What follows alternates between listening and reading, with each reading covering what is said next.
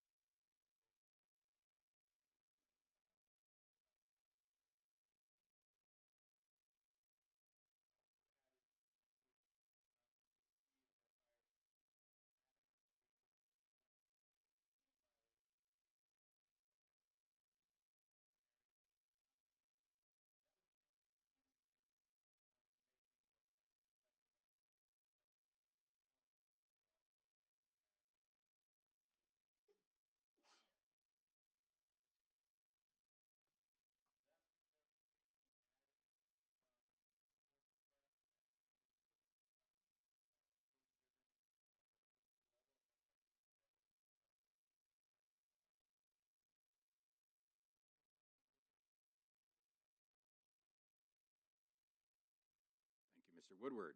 Before any comment, we need a motion to approve the updates to the Carmel Clay Schools middle school and high school handbooks for 2026-2027. I move that the board approve the updates for the CCS middle school and high school handbooks for 2026-27. Thank you, Mrs. Koke. Do I have a second? I second. Thank you, Mrs. Cashin. Any discussion or comments? Ms. Wheeler. Thank you. Appreciate those updates, and you're working with the middle school team to make those changes. I would just ask Dr. O, once, maybe at the end of the first 9 weeks, or could we get a report about kind of how this is going? Is it necessary?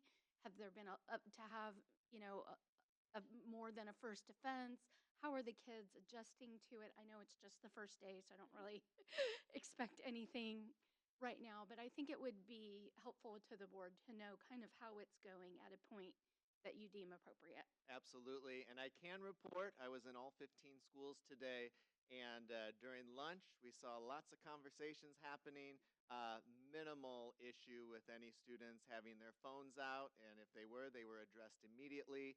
One of the lunch supervisors at Carmel High School came up to me and had 4 lunches, freshman lunches, and said she didn't see a single phone out. And so I think we're off to a great start.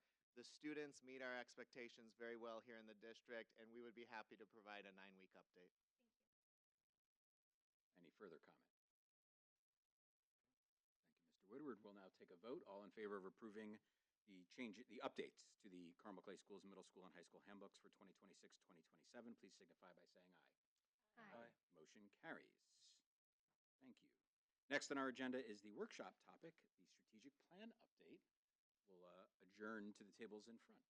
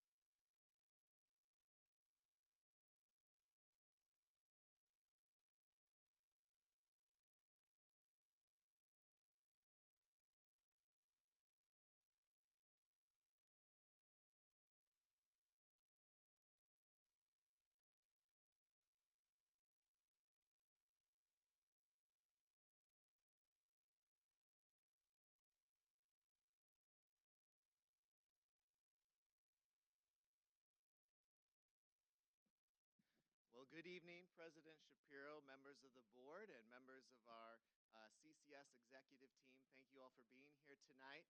This evening's workshop is going to be on the strategic plan and an update. And first, I want to say thank you to our team for putting this together. What we're going to do this evening is we're going to start off with going through each pillar, and each member of our administrative team is going to go through that pillar. They're going to talk about the strategic goals and update, the key initiatives, the performance measures. Then they're going to take a look at next steps and challenges through the strategic plan. And then after each pillar, we have a thought-based question to gather feedback from the board. And so we'll have time for a little bit of turn and talk and then report out and gather that feedback from the school board tonight. I do want to share for the public that is watching right now, this is year 1. We just completed year 1 of the strategic plan. It's a 3-year strategic plan. And as the team, as we were working together, we accomplished quite a bit in year 1. And I'm very proud of the school year we had, but we have a lot of work ahead of us as well. So with that, we are going to kick things off with our first pillar on academic achievement. And I'm going to turn it over to Dr. Dudley. Well, thank you. So good evening. So tonight I am going to give you an update on the academic achievement portion of our strategic plan, and I'll briefly revisit the 3. Do I need to hold it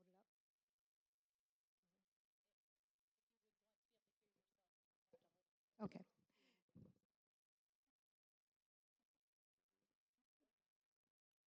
Whatever, I can hold it. That's fine.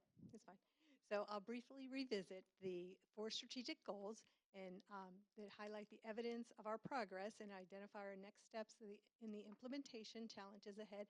And then, as Dr. Ostreich mentioned, I'll ask for some board perspectives on our goals.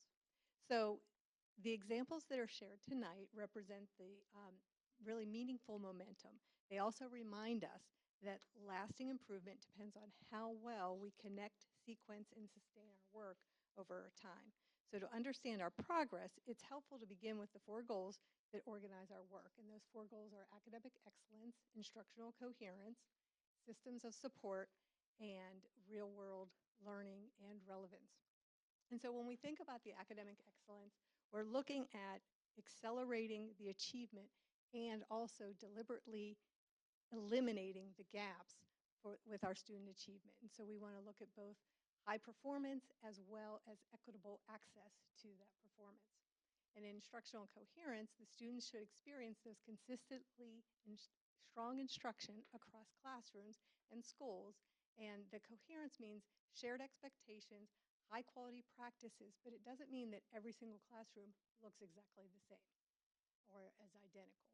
And in our systems of support, we're building off and strengthening a cohesive response of supports so that students' needs are identified early and addressed with the right level of assistance. And in the real-world learning and relevance, we know that students learn more deeply when they understand what they're learning and why it matters and how it can be applied. And teacher and student clarity are central to this goal. So it's really important to emphasize that these four work streams, they're not separate four work streams. Coherent instruction strengthens achievement, responsive supports expand access, and relevant learning improves engagement, transfer, and preparation for what comes next. So our progress is visible in student outcomes, stronger instructional alignment, more responsive supports, and expanding pathways beyond the classroom. In your handouts, you do have another handout. It's not as nice as your placemat. However, it is our school profile for Carmel High School. That has all of our lots of academic achievement goals there, and Mrs. Bauer does an excellent job of putting that together each year and updating that. And I don't think that you saw that yet, so I wanted to share that as just part of this. Yeah. And so that's a piece with that academic excellence pertaining to the high school. So as we look at that academic excellence, that 99.7% graduation rate is an important indicator and shows that nearly every one of our students is reaching that milestone. But we celebrate this success, but we also maintain our focus on each student represented in the remaining gap. We want to make sure that we're at 100% graduation rate. We see growth with our multilingual learners, with our 98% of our MLL students increased in language proficiency, reflecting both student effort and increasing responsive instructional supports. And as we look at advancing learning and access to outcomes, we have more than 40% of our students enrolled at Carmel High School in at least one AP exam, and 93% of those exams, they scored a 3 or higher. And I'll go more in depth in my next board update with all kinds of student outcomes that I'll share that are just coming out and coming unembargoed. So we're excited to share that. They weren't yet for this presentation tonight. But we also have at least 26% or more of our course requests for this year are either AP, IB, ACP, which is Advanced College Project, which students get credit through IU, or dual credit courses. So 26% of all of the course requests, that's a very high number where we have students have those advanced opportunities at our high school. So taken together, all these outcomes, these few that I shared here, as well as our profile, as well as all of the other outcomes we have, there are just too many to list. But taken together, these indicators show that strong outcomes and strong demand for rigorous opportunities. And our continued responsibility is to ensure that access and success extend to every student group. We want to make sure all of our students have those opportunities, kindergarten through 12th grade. So when we look at the instructional coherence, we adopted a comprehensive middle school literacy program. We continued our implementation of our knowledge-based literacy program in elementary, and we also began that high school literacy curriculum. And this creates that connected K-12 progression while preserving the developmentally appropriateness for each of our different levels for our students.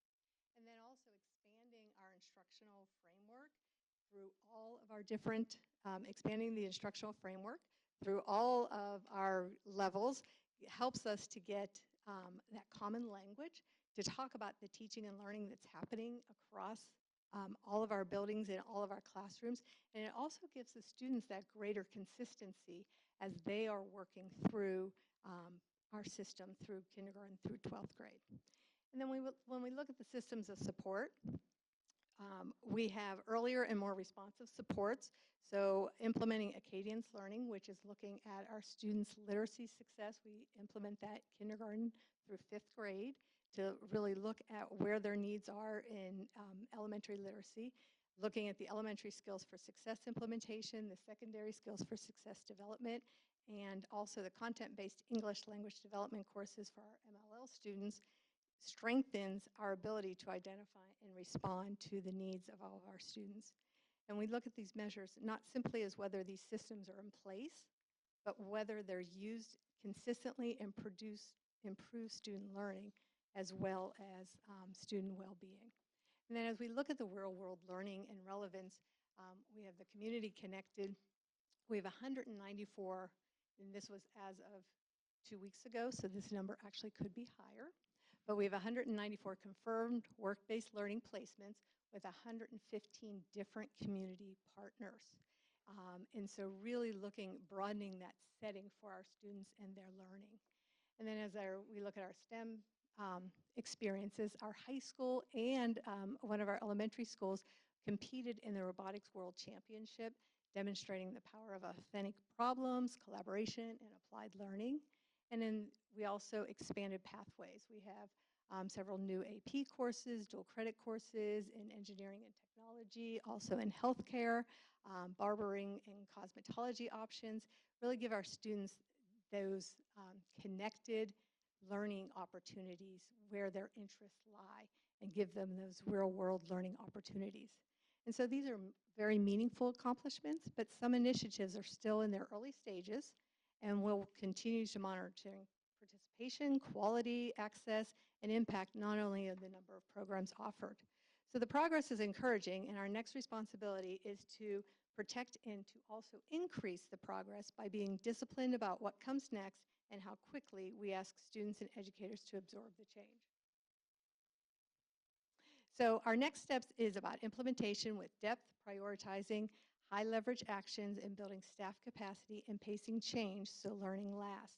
So as we think about strengthening the instructional core, we'll do this by continuing to use clarity and principles from the science of learning to design intentional experiences in which students understand the learning goal, recognize success, and retain and apply what they learn. And we'll hold high expectations with the right support. So our belief that every student's potential must be visible in rigorous learning opportunities, timely support, and growth-oriented response when students struggle. And we'll improve early identification and responses. We will implement forefront universal math screeners for our kindergarten through 2nd grade students to ensure that we are catching any students that might be having difficulty in mathematics. Also focusing our professional learning on MTSS will help our teams to identify needs of our students earlier and respond more precisely to those needs.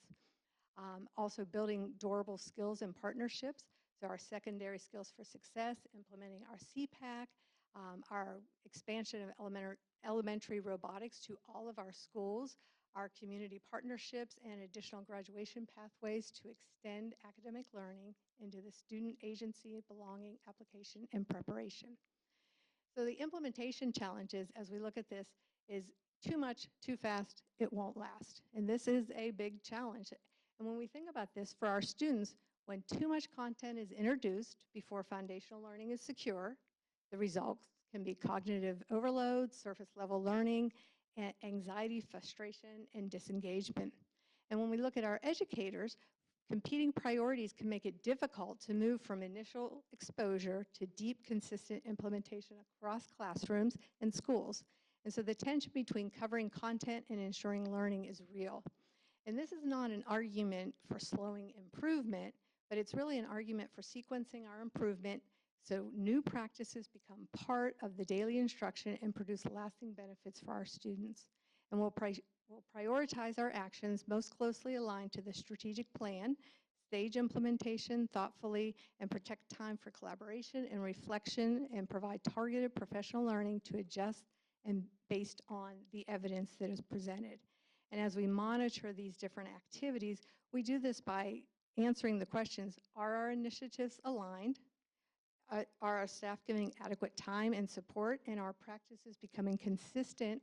And what evidence shows the positive change in the student experience and the learning outcomes? And so our goal is not to implement everything at once. Our goal is to do it right and do it well enough and long enough for it to make measurable differences. So the quantitative indicators tell part of the story, but would also value the board's observations from interactions with students, staff, families, and community members. So I'd invite you to share with us your insights as you interact, because you have the opportunity of interacting with our community all of the time. So I'd like you to consider this question and turn and talk to a partner first, and then we'll share out those insights.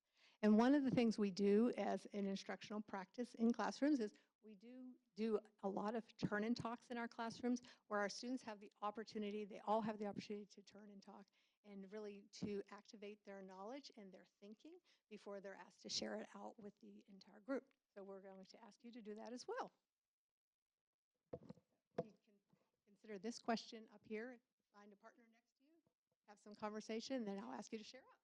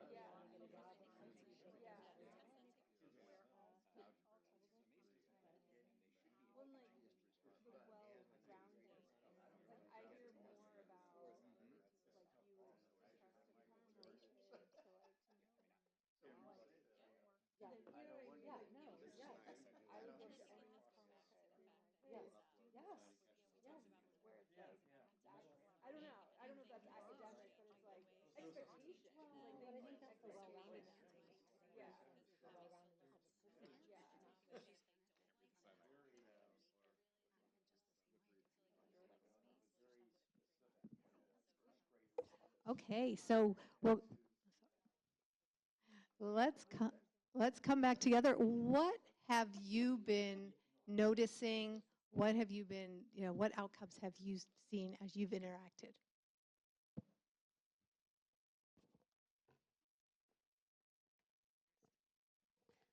One of the examples that immediately came to mind when I saw this is last year when I was picking up my youngest from Clay Center from ESC, I saw a group of children outside with a teacher, and I was shocked because they were some of Tessa's friends, and she had never said they were ESC before. So I asked her, and I said, "Oh, were they at ESC today?" And she said, "Oh no, Mom, that's the Fun Reading Club." And I was like, "Well, what's the Fun Reading Club?" And she's like, "Well, they stay after school and they work on reading." And it happened to be because they might have been the kids that were going to struggle with iRead and knowing that new legislation about holding them back. The school had worked to bring these kids together in what was a very fun way to make sure that they were improving their academic excellence without it looking like something that was bad. And that really warmed my heart that Tessa was just like, "That's the Fun Reading Club."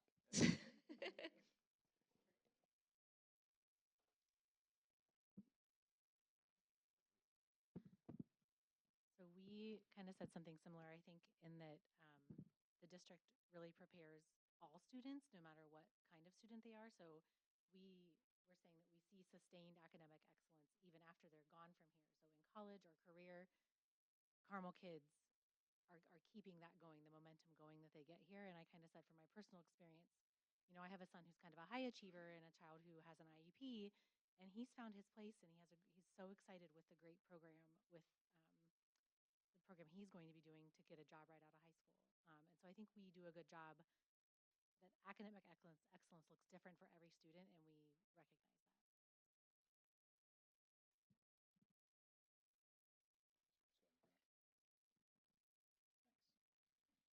So I somewhat tongue-in-cheek said beyond what I experience in my own household, but that's the example, though, is, so I have a senior who has a fairly diverse friend group, academically diverse friend group anyway, and I think that's the example, is that you hear the conversations, and you observe them when they hang out, and what they're talking about, they're doing is, A, it's not the same, which I think says something, that we're not sort of like programming to the masses at a school with 5,200 students, but we're also meeting, to Kristen's point, we're meeting students where they are. And so if you're incredibly academically inclined or want to be challenged that way, that opportunity exists for you.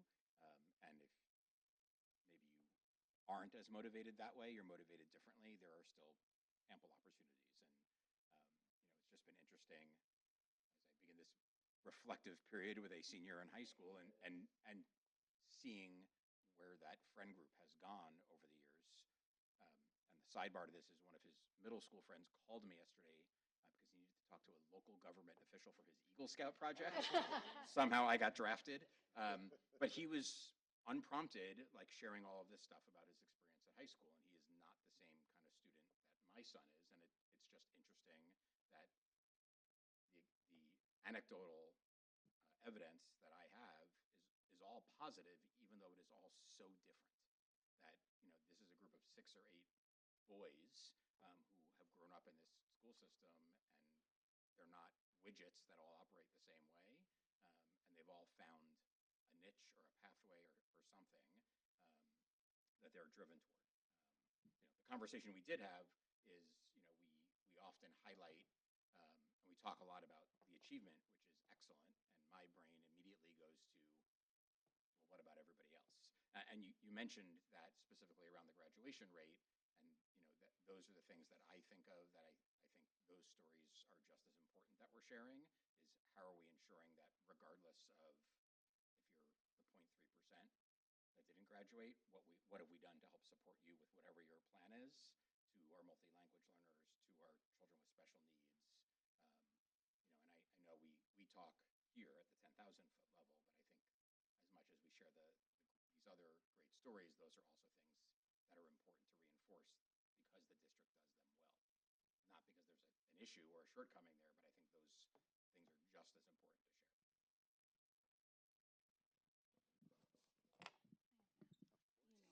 It's much easier. Thank you so much. So Dr. Dudley and I, to build off what Mr. Shapiro said, we were talking about, number one, in order to meet the needs of every student in your classroom, as a teacher, as a professional, it really is a science of teaching. You have to have the district support the collegiality, the ability to work together, the ability to give each other feedback. Here's what's working, here's what's not, here's what I think this kid's issue is, how do I reach them? Every child's learning style is so different. You know, they may be stuck with different things at different periods of time.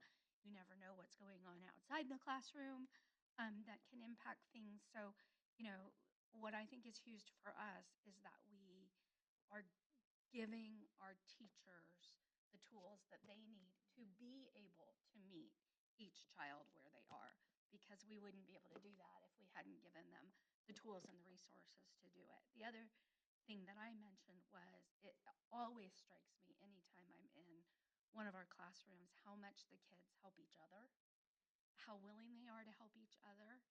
And, you know, my own child has both helped other children and been helped by other children, depending on the topic. And, you know, I really think that that kindness and caring and wanting to learn together builds momentum and raises everyone up. So I love that.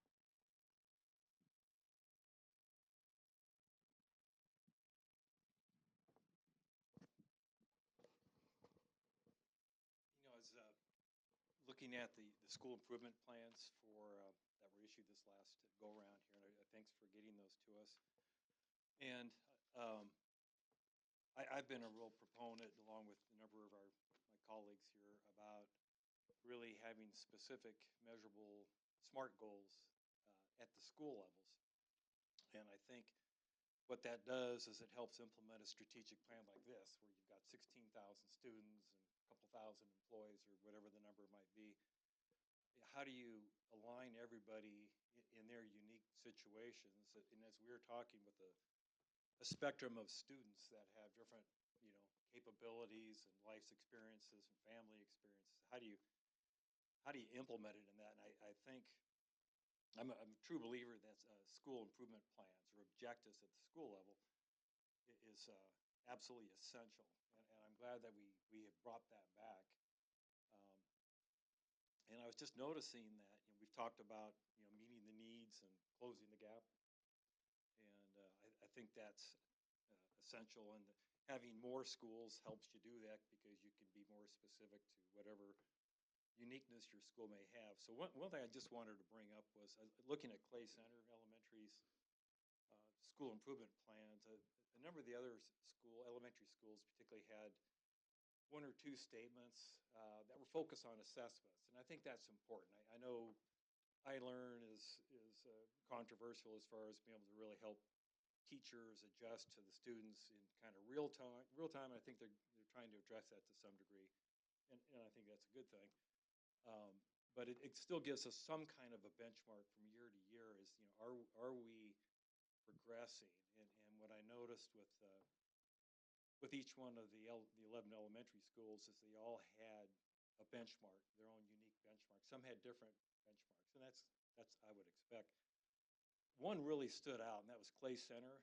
They had where some had, you know, a couple at a very high level for their whole student population. Um, they had broken it into 16 specific time-bound, measurable goals that addressed their demographics, addressed the grades, you know, the grade level, and had different goals. You know, like they had a different goal for second graders than third graders as far as their Acadiance reading composition. So I think that really helps break down the strategic plan that's on a placemat, so to speak, to something that will really address that neighborhood's children, and not just the children at large, but their individual children. So I just really wanted to applaud Clay Center for the specific detail that they had, and it is very. When I look at the actual measurable goals at the school levels, I saw numbers that said, you know, by May of 2026, this is our goal. And they may or may not hit it. You know, that doesn't necessarily matter. What matters is that they are going to be doing some things to try to better that number to hit a goal. And um, and I think, you know, there's an adage that whatever you measure is what you work on. So I just think it's really important, and it's really glad to see that in each one of the schools. But like I said, particularly Clay Center really stood out in how it was broken down at a very low level, where a teacher can say, okay, I got third graders, and in the Acadians reading, I need to increase from this by 20%. Okay, now they can go focus on that. So, thank you. Well, I also have to give a shout out to Principal Rhonda Turner and her team because she was there when she put that plan together. And so I want to give Mrs. Turner a shout out for all of that. So, Dr. Dudley, thank you very much. We have 5 more pillars to go and a lot more feedback to get from the board. And so, next, we're going to go to Student Services and Mr. David Woodward. Thank you, Dr. Ostrike. I'm going to go pillar by pillar. So our first pillar was supporting all students, and our strategic goal was to ensure consistent implementation of student supports across all buildings. So our counseling and social work team has really worked hard on this. At the elementary level, they basically focused on training this last year for all of the 11 elementaries to be consistent with their rankings for the skills for success and how they rate different students. The middle school, they've actually tried to implement consistent support lessons, for example, healthy friendships, self-advocacy, conflict resolution. And at the high school, they don't have different buildings to establish consistency, but they've implemented some good things. Specifically, if a student didn't complete a FAFSA, they actually were going to find those students and talk to them, what's next for you, and how can we get supports for you and get you on the right path. With regards to mental health as the pillar, our strategic goal was to promote mental health supports and prevention efforts. You can see the data there. Ascension, we were fully staffed this past year, served 862 students in collaboration with their parents. Very interestingly, we had 57 students receive support for substance abuse, and that was actually funded from the city of Carmel. They used some of the opiate award money, and so we worked with a private practice. So there's 57 students who completed the Prime for Life, and we've had some pretty good success with that. And a lot of that was self-referral or students who were identified from school. And over 16,000 interventions for students, and that's one-on-one meetings, community referrals. We have a lot of referrals for assistance. I mean, it's Carmel, but we have a lot of students with food scarcity and housing issues and clothing and holiday needs as well. So, with regards to school safety, our strategic goal was to continue to strengthen safety protocols and physical security measures. There's actually a metric that we had just before this past year where Dr. Ostrike polled the community, and over 93% of our staff, students, and parents feel safe at school. I would like that to be higher. Another real interesting thing with that, though, so we rated really high, but also their biggest concern was safety.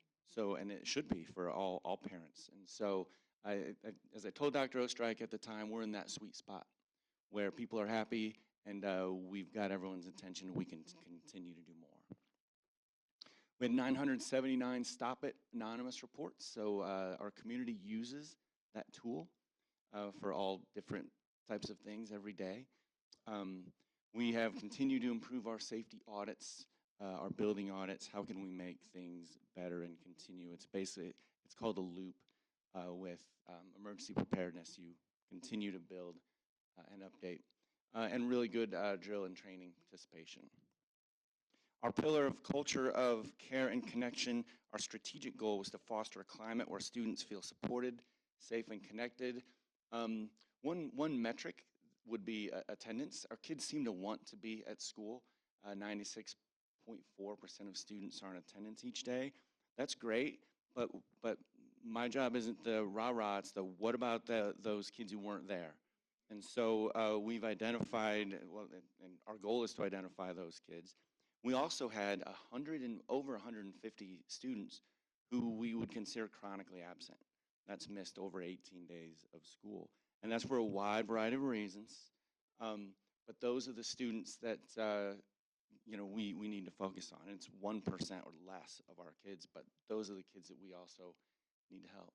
We have Wellness Wednesday. We have, and that's once a month, and we get to all wear our wellness shirts and promote wellness and destigmatize mental health issues. We also have Wellness Week, which focuses on not just mental health but physical health. All students receive in K-12 receive the Monique Burr Foundation Body Safety unless they opt out, and bullying lessons. And all students K-8 receive disability awareness training from the Joseph Maley Foundation, which is a really interesting program, builds empathy and helps normalize differences amongst our kids. But let's talk challenges. So we need to continue to strengthen the collaboration with our families and our community providers. And basically what we need to do is ensure families know where to get help. Like they need to know how to access those resources because, you know, those summer months get to where, you know, we're not there. So we want to make sure they all know how to get that help. We also need to continue our work to be consistent amongst all of our buildings with Skills for Success and our other supports. With school safety, we need to increase emphasis on our staff-to-student connections and bullying prevention and intervention. It's something that we talked a little bit about in our exec session. I think it's something that we need to revisit. We need to continue the school resource officer program funded by the previous referendum. That to me is top priority of the fall. That program is invaluable to our students and it's part of the referendum funding. Culture of care and connection, we need to continue our partnership with Joseph Maley. Actually, last year we trained middle school students who this year they'll be going to the elementary buildings and they'll actually be doing the presentations. Cell phones are no longer part of our school day, but let's not pretend that that kids don't access these things after hours. So we need to improve the work that's already been done. Actually, Christy and her team and Brooke Lawson and her group has worked to create some lessons and working with NetSmarts, Know to Protect, which is a federal program, and ClickSafe. We're going to pilot those throughout the corporation so our kids are safe, not just at school, but online after school. For conversation, and I'll pose this to the board and the community, honestly, from your perspective, what's the most important improvement we can make to strengthen the safety and well-being of our students beyond the physical security measures? So if we take a moment here to discuss and then report back, and I also mentioned for the community, I'm always open to hearing ideas. So.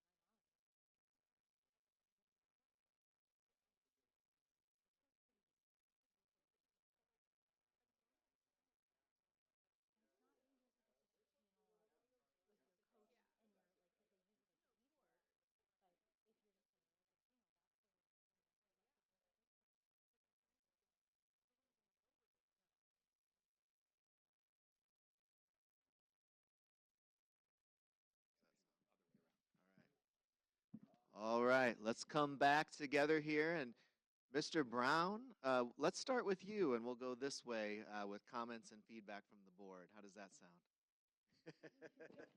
I'll try to not be as long-winded. Um, we were just talking that, I think from a safety perspective, we're doing everything we can. I'm sure you can always continually improve, but having a police car in front of every building or more than one is going to do so much anyway. So I don't have really any concern with that. I think we're doing an excellent job. I've always said that. One of my bigger concerns is mental health. We seem to have, it's so much more of a problem than we used to have. And I understand that we make it more available for children to come forward, and it's more acceptable culturally to come forward if you're having some challenges. And I think that's some of it, but I think there's more things to it. So I'm always wondering about prevention. I think the cell phone thing will be huge. I really think that having children at school realize that they can engage and talk and interchange, sit at lunch and have conversations, I think is going to make a big change. And I don't know if anyone's got a feeling for how our new work or our new handbook policy implementing the law on this will help the children.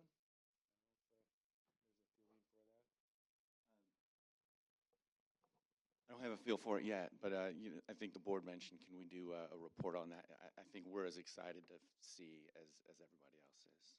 Yeah. I guess I would look for, you had a few numbers up there. If we can really benchmark things. The board's talked in the past about really pushing for dashboards of these really key things that we can measure. I know everything isn't measurable that we need to address, but this could be a case with Stop It and how many children are seeking services. If we can watch that and see if there's maybe some kind of correlation. But I really like to see a big focus on prevention, and if we need to work with parents and help them with tools, like you mentioned, summertime, there's nothing we can do.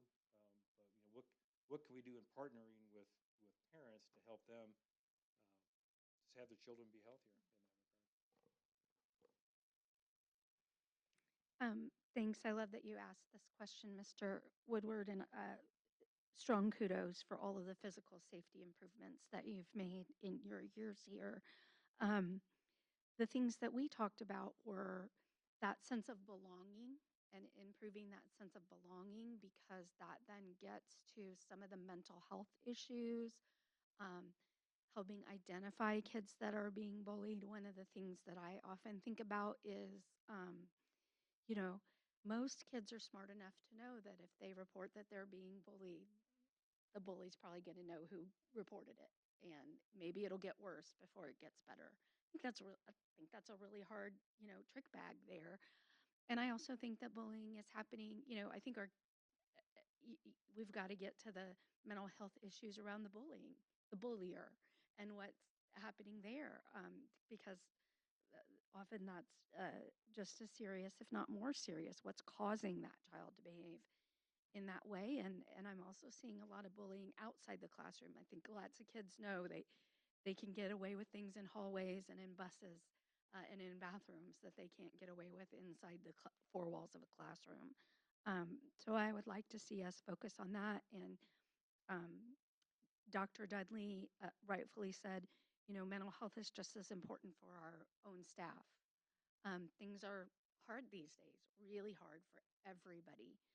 And I think we need to remember that. I know we've got resources like employee assistance and obviously the mental health resources through our employee benefits. But I think that's something, especially we're all feeling really good on day one. Are we feeling just as good on day 98? I don't know. I know we can all get worn down. So just continuing that focus, I think, is really important. And I do want to mention, and correct me if I'm wrong, but if somebody's watching this live or on tape and wants a resource for their child, please contact your school counselor, your school psychologist, your school social worker. They can put you in touch with the St. Vincent program and lots of other resources.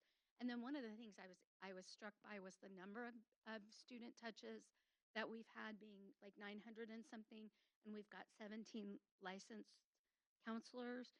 I don't know what the right ratio is, but if some point we need to, you think we need more folks, and we have the funding to do that, which is a big if, I definitely want to hear thoughts on that to make sure that we're meeting the need.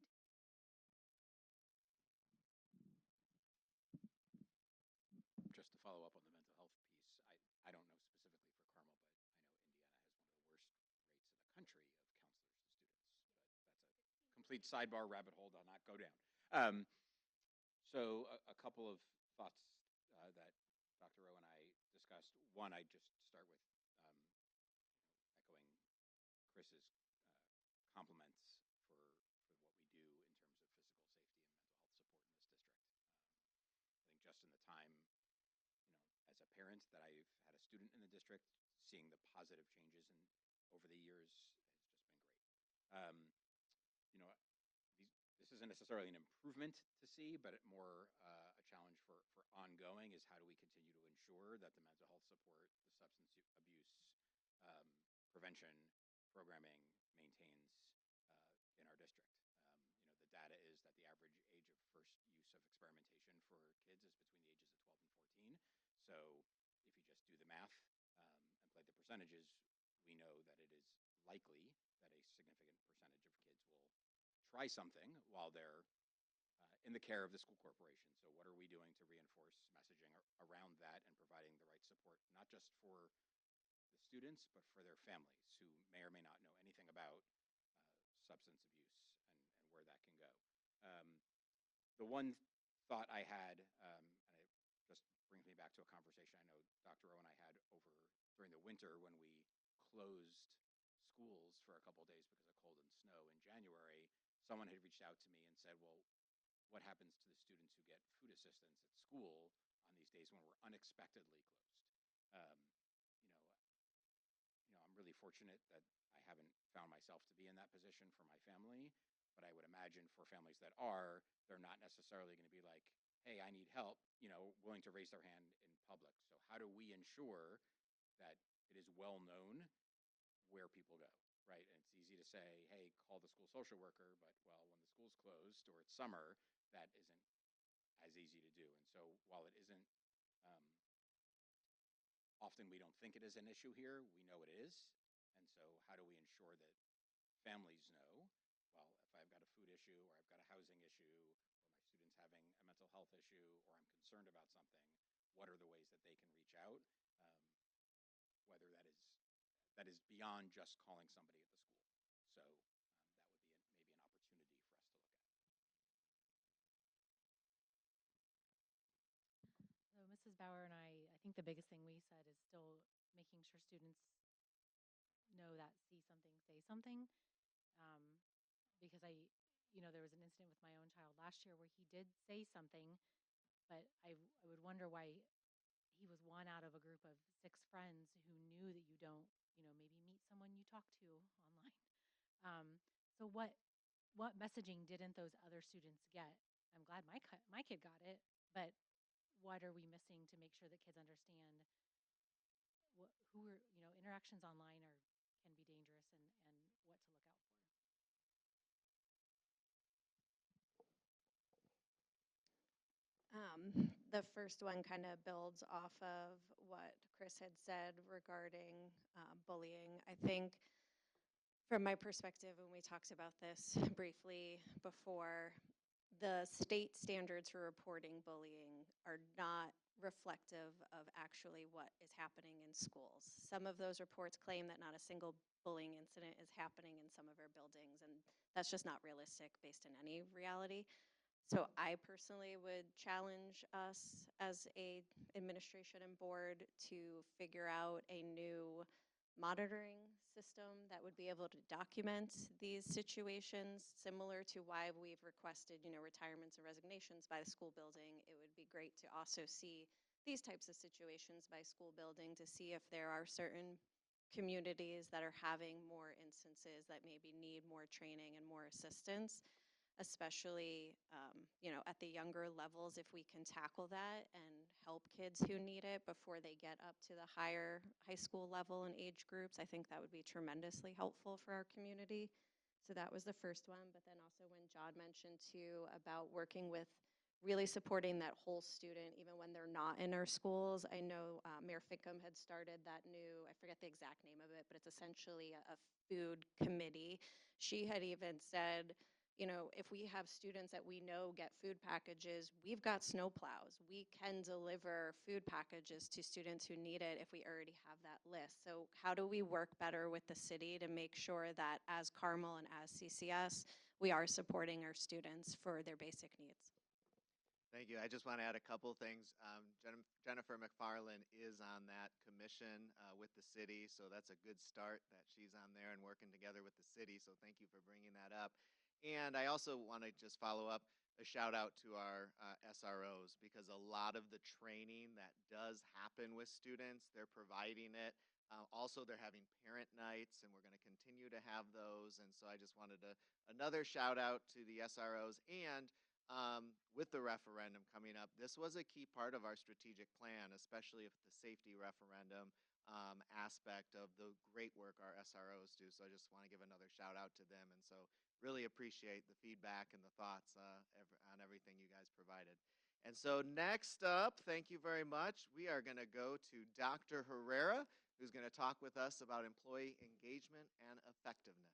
All right, good evening. So I will be focusing on our strategic goals within employee engagement and effectiveness, providing you with updates and successes from this previous year, focusing on next steps that we're looking at for this upcoming school year, providing you with a challenge that we continue to see, and then a question that we will discuss.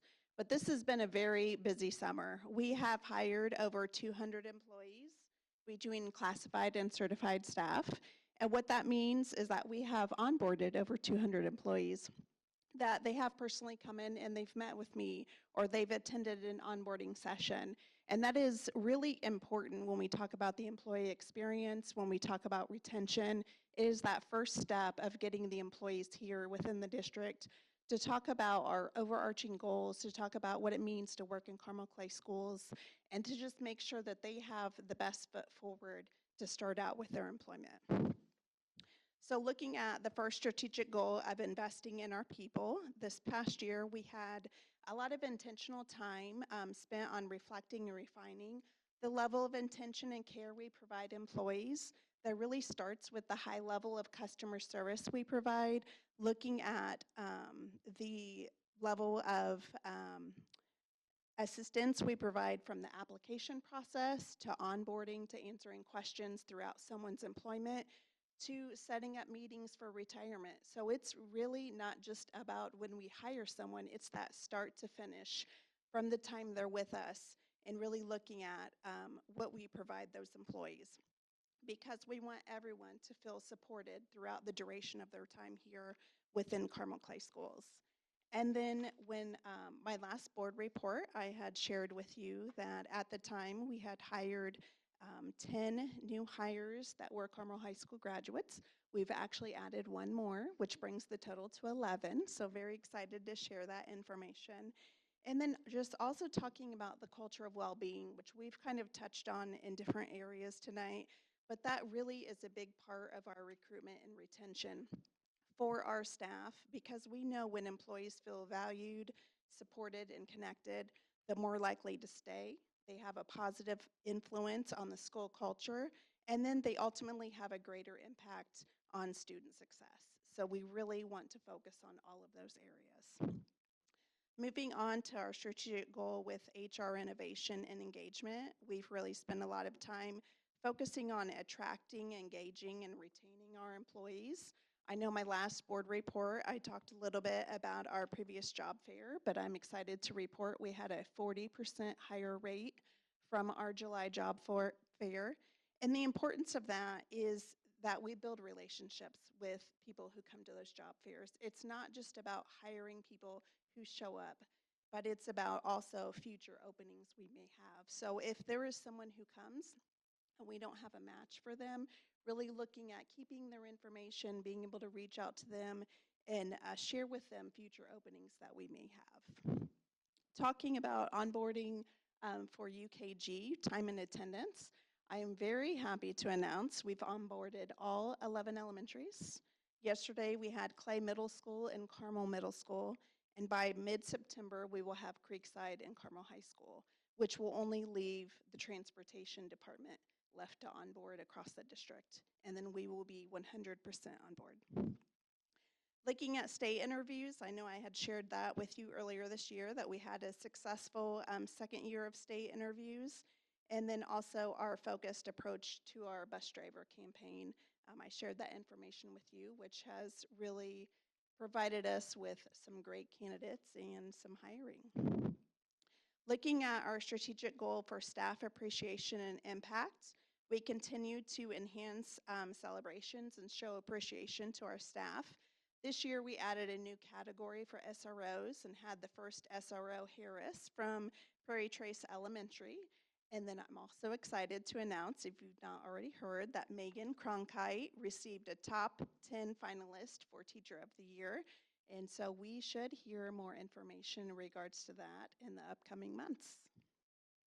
And then looking at our strategic goal for collaborative partnerships, this year we added Purdue University to our recruitment schedule, and then also focused really on our internal teacher fair. So looking at our standout student teachers, looking at classified staff who were licensed to teach, who were wanting to come into the classroom. And so we had 9 applicants at that event.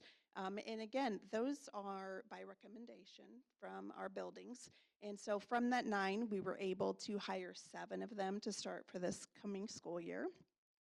And then we continue to collaborate with our CTA, and then also look at partnerships that we have with other departments in the ESC, and really looking at that employee experience. So looking at, can we partner with technology to talk about ways that we can make the experience better, or collaborating with finance. And so that continuous partnership that just continues to enhance what we're able to provide staff. And so when we look at next steps, I'm very excited about this next one, and that is to implement a leaves module. This will allow us to automate leaves for staff. So this means when a staff member is interested or needs to take a leave, maybe for surgery, for whatever they have, they will be able to request the leave, and it will be very automated. It's not going to end up as an email in someone's inbox. And so we're really working on automating that so they will be able to request, and this will also help with improving compliance, responsiveness, and policy consistency. Again, we're wrapping up the time and attendance for UKG. This has been a long 3-year initiative, and so very excited, and I have to give a big kudos to Christy for this. She was very helpful and instrumental in making sure that this got off the ground for us, and I know is going to help us with the leaves module as well. One of the things we are focusing on this upcoming year also is an employee guidebook. We have a lot of information in a lot of different places. So we have some information in a classified handbook, some information in a teacher handbook. So we're really looking at an employee guidebook that can bring all that information into one place where we can just direct staff to go. And so it will really help streamline the information that they receive. And then we will continue to explore innovative marketing strategies to attract and recruit top talent. One thing was our bus driver campaign we did this summer really showed dividends. And so how can we replicate that for other departments, whether it's for food service, whether it's with special ed IAs, and really looking at how can we continue to market and raise interest from people out in our community. This year we will be doing a comprehensive review of classified compensation and benefits.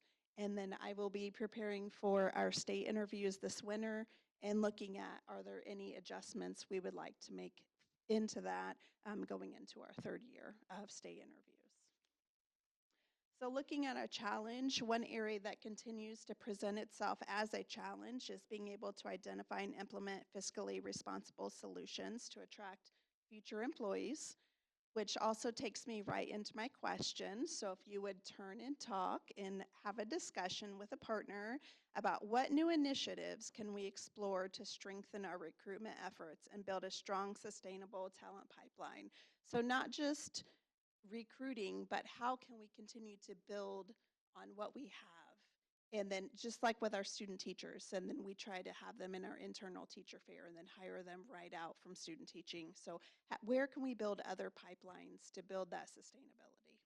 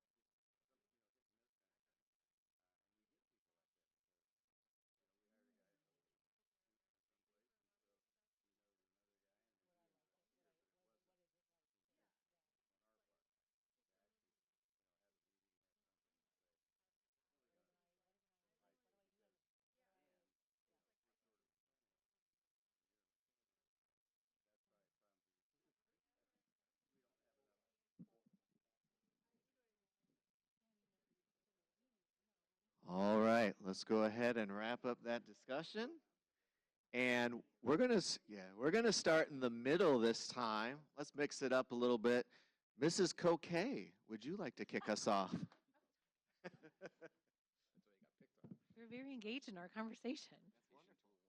Okay, we just said more signs. No, I'm just kidding. I really liked the sign at Carmel Elementary, right, leaving the library. I thought that was brilliant. And having, as Dr. O'Hara was saying, having maybe more of those fairs targeted to like IAs or food staff and using that signage, I think that's probably only a little bit of money for a large return. Okay. I don't know the exact mechanism for doing this, but how do we one thought was, how do we use our current talent for recruitment and retention?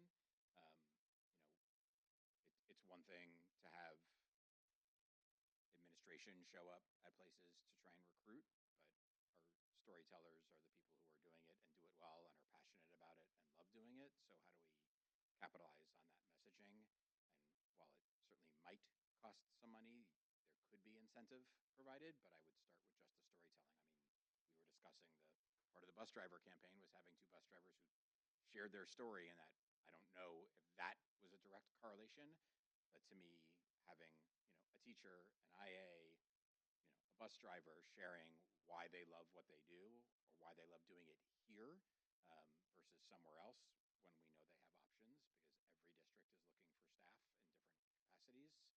So looking for ways to maximize the talent that's currently here, because there's limited people power in the HR department to go out and do all of those things. And our employees are some of our best recruiters, absolutely. Thank you. So a couple of the things that we talked about quickly were how do we grow and use what we grow our talent pipeline by using what we have. I didn't know that Mrs. Bauer had a marketing intern this summer. That was a college student. Thank you for doing that. That's awesome. And really showing our kids, okay, if you're not interested in teaching, there's a million other things that you could do for the school district, finance and marketing and HR and all kinds of things. So really helping to educate them by marketing ourselves about what's available, maybe more internships like what Mrs. Bauer provided, I think is a great idea. I also think that, trying to, number one, make sure when we're doing exit interviews that we, to the best we can, and I'll be honest, I wasn't always truthful when I was leaving a job about why I was leaving a job. But, try to make sure that people feel like they can authentically be real about why they're leaving. And some of those things we might not be able to do anything about. But if it was, hey, I have a 1-year-old and I couldn't get a spot in Educare, I think that's important data to have. Or I love Carmel schools, but I live 45 minutes away and we couldn't find a house here because it wasn't affordable. I mean, I do think that's important data to then be able to show the city and say, hey, this housing affordability crisis is affecting us in a very real way. Sometimes it's things that it just is what it is, and that's okay. But to the extent that it's something, especially that we as a board need to know about, like, hey, we're getting this feedback, and so the administration is recommending we consider doing this. I think that's really helpful.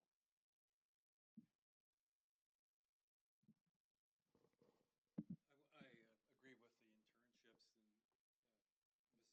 and Ms. Cloud brought it up in our discussion that taking advantage of that's a great way to bring um, young people in that can try us out and say, well, I really like this, and I'm going to come back. But so really, being a part of the work-based learning, being not just to have that an external source for companies to come in and provide internships. I think it'd be good to have to really do it. And I don't know if we do it or not, but I really think it's a great way from personal experience with my son.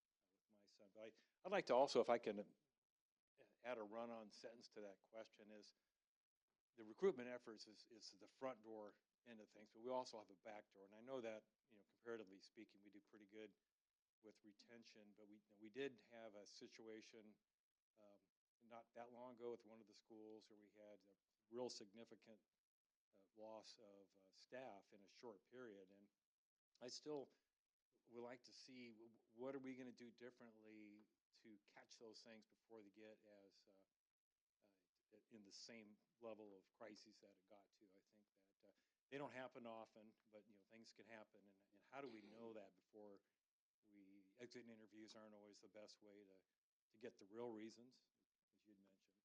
But what are we going to do what kind of metric are we going to put in place to say, well, wait a minute, this school is completely out of bounds with all our other ones. Let's be a little more proactive.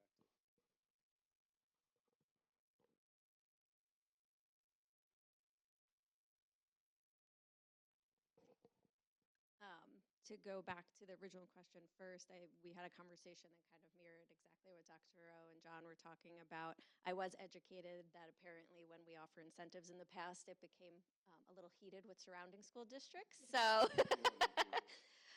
but yes, our employees are definitely our biggest advocates, but that also leads into what Mr. Brown is saying too. Education is a very small world, so if you do have situations where people leave and are not happy about why they are leaving, that message spreads and that stifles our future talent pool.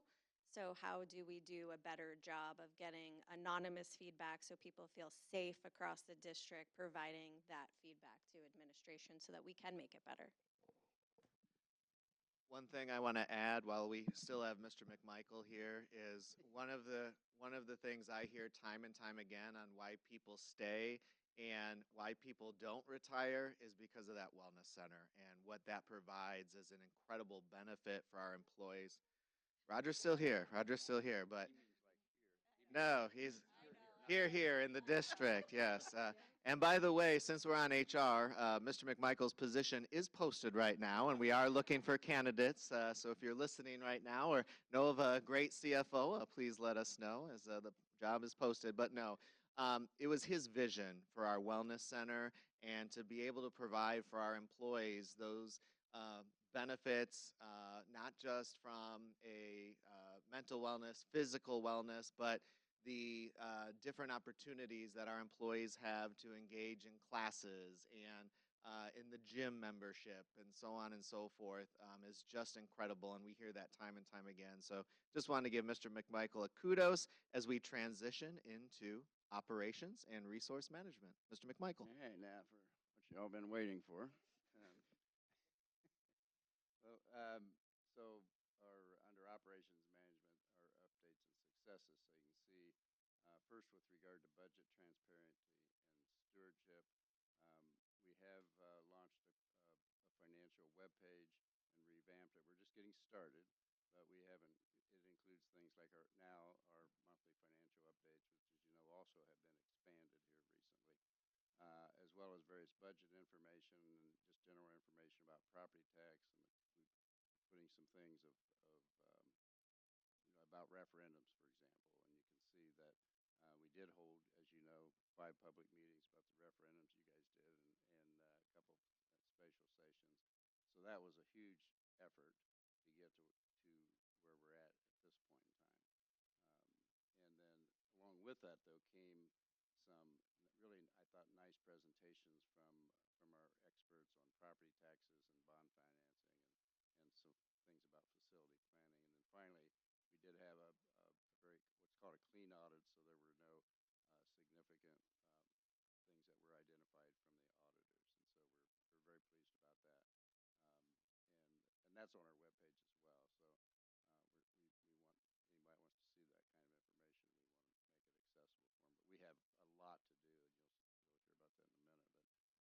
But and then with regard to innovation and student-centered learning, as you know, we've completed several construction projects and expansions, the Polytech addition and renovation. Cherry Tree's almost finished. They've got those last little things to do, but they're important, and but time-wise, it'll soon be kind of completed, totally completed. And so we've done that. We've conducted audits of the middle schools in prep. For example, we have currently Carmel Middle School, as you may remember, is in a mid-cycle process right now. But prior to that, we do a detailed audit to determine what we needed to do in the first place in some level of detail. And so we've also done a kind of a more formal maybe assessment of our roof conditions and assessing, the condition of the roofs. And in big commercial buildings like Carmel High School, for example, the roof isn't necessarily like your house where you put a new roof on it. So this addition, the Freshman Center, for example, was opened in 2005. So that was new building, new roof, or new addition. But it's as big as a middle school. But then the roof over the what we call the main cafeteria is much older than that. So the assessment of roof and the condition of them becomes very important, particularly when we have days like today. But as I say it's only really a problem when it rains. But and most of the time, there's not a problem. So um, then I think you'll be excited to hear this. Um, we've entered into some with Fanning and High. We're having them study the traffic, parking, and we're not ready to build a parking garage yet, by the way. But what I'm particularly excited about, it's also the traffic. As you know, um, there's one north-south um, access to the high school from the stadium, and that's the trail or whatever we call it. Kids call it the Trail of Tears, but we're looking to see if we could have two or three and on that site. So you can imagine that because part of our problem, we have the parking issue because it's the walk from the stadium, but we also just and if you go up there at dismissal and so forth, just moving traffic when you have one in, one way in, one way out on that whole north end. So I'm anxious to see some of the thinking that comes out of that. And some of Mr. the McMichael, process. I'll just add that this came directly from parents and students. And so that's why it's in our strategic plan, and that's why we're Yes. taking a look at it. Yeah. And we are looking at the parking, but, and yes, we've thought about parking garage and we've thought about overpasses to get, like over the Smoky Row. But the kids would have, whoever's doing it would have to walk north to the tennis course to start and then to get see. So things aren't as simple as they sometimes seem to be. But I am excited about possibility of making those kinds of improvements. You still have 5,000 kids and 500 employees or thereabouts, all wanting to park at the front door. So that doesn't work either. But I'm excited personally to see some of the outcomes of those studies.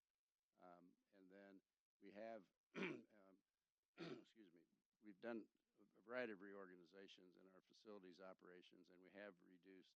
The board's generally aware that this came up a year ago probably, but outside contracts we had particularly as labor got short and so forth. We began to contract more and more things out, and now we're bringing some of that back.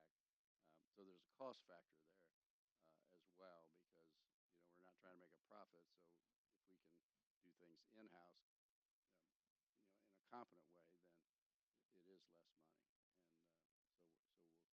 And we've made some real inroads to that, but we're not finished yet. And then we have a very strong lunch program. It's one of those that may not get credit because there's usually not a problem. And so sometimes, unfortunately, you get recognized and you start talking about things when there are problems. Not that they don't have any problems, but it really is a good program. We have good participation rates. We have a really good diverse. We have two dietitians, so one of them they function. Our director Jennifer is a dietitian, but then we have a dietitian that's her job, that she's planning menus and so forth. So that's very helpful. Combination of working with how much money versus the quality of the food and freshness and so forth. And so then we go to next steps. And so as you've heard mentioned about the bus driver thing, and I give a shout out to promotion was very successful, um, as successful or more so than any other initiative I've seen. And and I recognize Sarah Inskeep, our director of human resources, for taking the lead on that and other things too to help us, particularly in my division where we've got, a good part of my division is not educators. So as I said, teachers, they've heard of Carmel schools, but mechanics may not have, or they don't think about, we have mechanics, we have, diesel mechanics, we have maintenance guys, and so they're really difficult to identify and attract. Once they know the job and they realize what the benefits are, and then if we get them, they don't leave fast very often. But finding them in the first place is tough. And so you see some hiring data on here. We did very well with the effort this spring and summer. As you can see, we had a total of 26 in the process of being hired, which also tells you that we have a certain amount of turnover. And that's a department that maybe a little higher just because of the demographics of it, as you have retirees that then retire again. So they were retiring in the first place. So it never stops. And then we have a shortage of bus drivers across the country, really, certainly the state. So it's constant.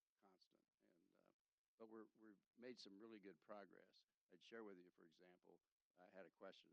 I asked the question myself to get the update, but you may remember not very long ago we started school with either 26 or 28 double routes, which means that's when we're bringing students in um, early so that the same driver can go back out and pick up another load of students. So we've gone from either 26 or 28 to 6. And, um, and each year it's come down. It came down this year at least by 2. And so we're down to, I believe, um, of the 6, they're in one school still has 2, and then there's 4 others. So we have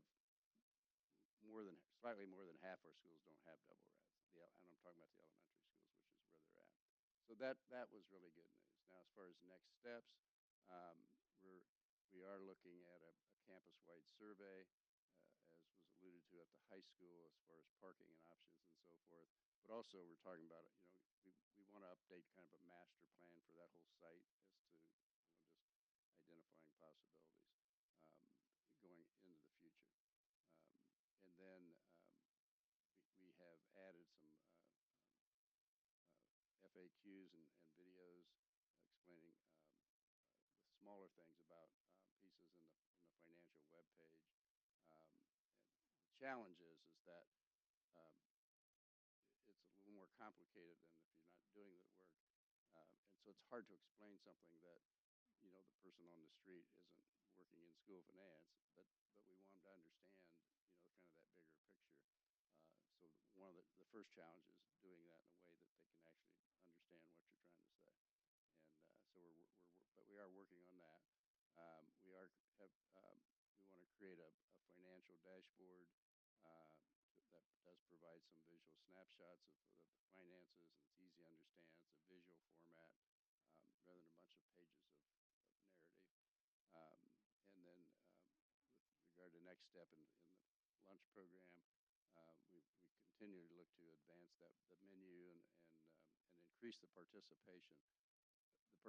Two things have happened with participation. It's still, we think, very good, but there's been changes at the state.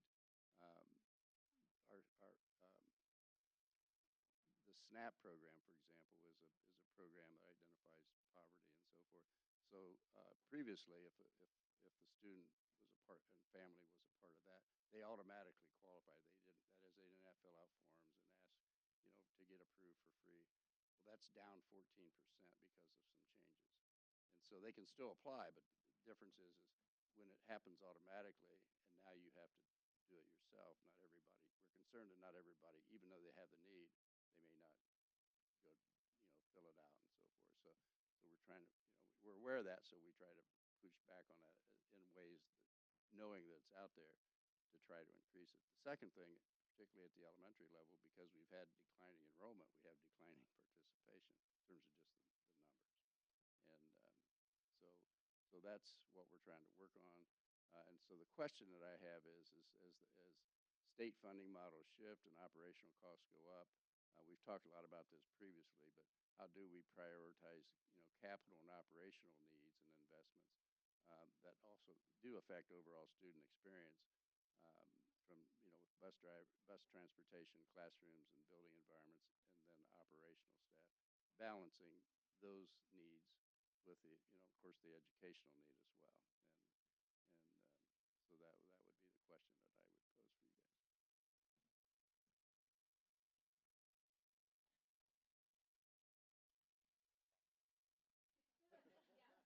What? That's a whole workshop. Right? Like, It's a series of workshops. yeah. Because if we knew the answer to that. We're always looking for new ideas. Go. Go. And go.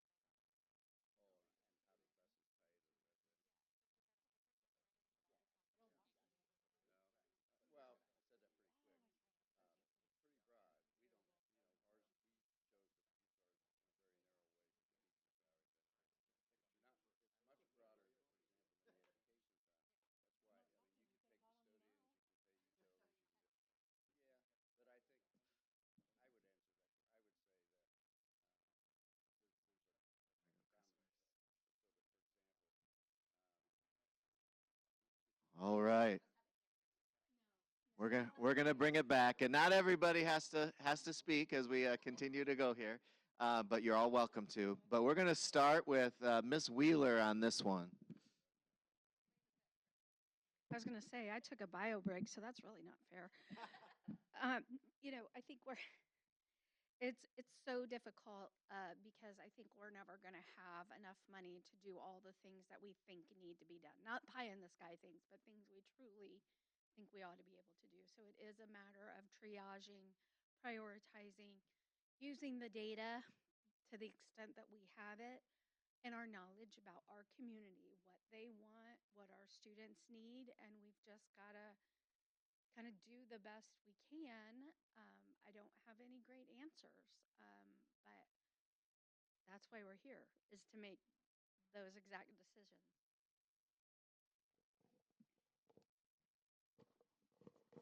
We were just talking that, and Roger and I talk a lot about this kind of thing, and all the meetings we've had in the last few months about the referendum, and then more recently the bond, and then coming up with the budget.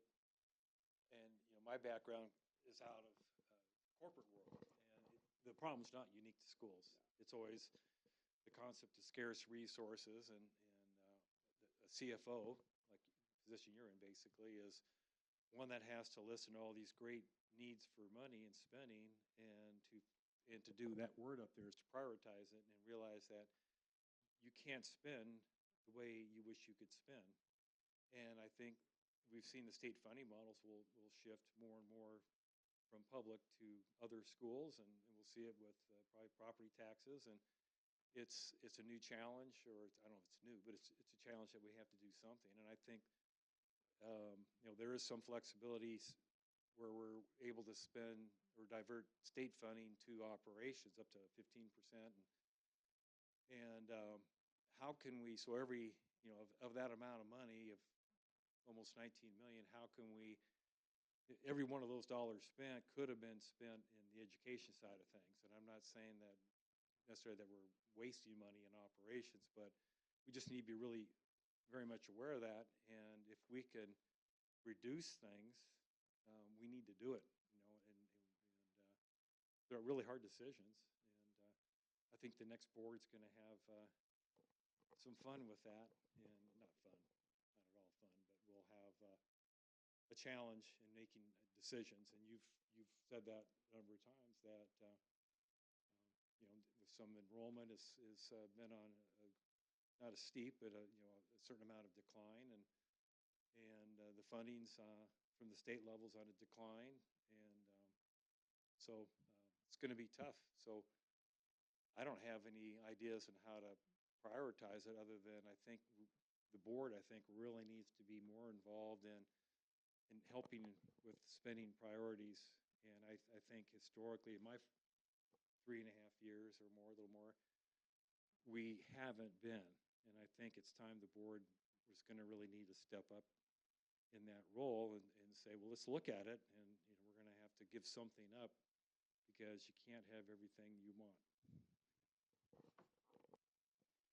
I'd like to first take this opportunity to thank Roger, because I think you've probably gotten the most requests from the board in the last 6 months, and I really appreciate seeing in your next steps reflected everything that the board has asked of you.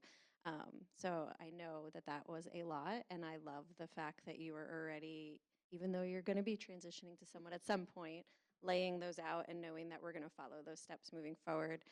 We have no solutions over here. We had a lot of great conversation in regards to our funding challenges moving forward. I would say I agree with Greg in getting the board more involved, because we are the active living members of this community. We have very large networks here. We are hearing from the people on the street what is important to them, and being able to give you guys that feedback as we explore these budget challenges is vital. I think the big challenge for the Carmel community is identifying what is truly a need versus a want. If we get into a situation, that to me is how we prioritize and shift, because I think in Carmel, a lot of what we call a need is actually just a very strong want.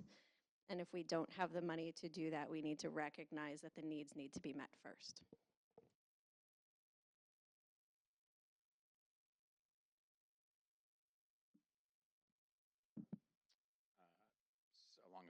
silver line, no silver bullet here. I would offer that, I think this has just become the reality for public school districts. And I think it will be the reality when a referendum passes in November. I think the challenges continue, and so engaging the board, the community, in conversations as to how do we manage our expectations, how do we manage needs, wants. The need is we have to educate the children of the community. That is the baseline, and in Carmel we've exceeded that baseline because there's been over your time here certainly, excellent planning in place for how we manage. These are the educational needs, these are the operational needs, and here's how we're planning for facility. With that, my opinion is that we've come to expect certain things in this community with what we want our facilities to be and look like, and it's amazing. That's why part of the reason we attract talent and people and community members who want to send their kids to school here. However, when you are at a crossroads, it requires you to make some difficult decisions, and it just may mean we have to shift what some of those expectations are and shift timelines in which we do things. So the example I shared, and again, it's not prescriptive, we do historically a mid-cycle at X number of years, or we replace buses at Y number of years, and some of those things may need to look different. We're not the only school district in this predicament. If you pay attention to what's going on in districts around the state, there is a district in a very different circumstance, but they've announced some pretty major changes that they're making over the next couple of years to reduce because they don't have the financial resource to do it differently. And not to scare ourselves or anybody else, but that could be a reality here if we don't execute smart decision making that may require some pivot. Time will tell, and I look forward to the fact that we get to be a part of that conversation and how we shape what that future looks like. All right, thank you very much. And now Mrs. Bauer, I believe, is going to enter the chat. Mrs. Bauer.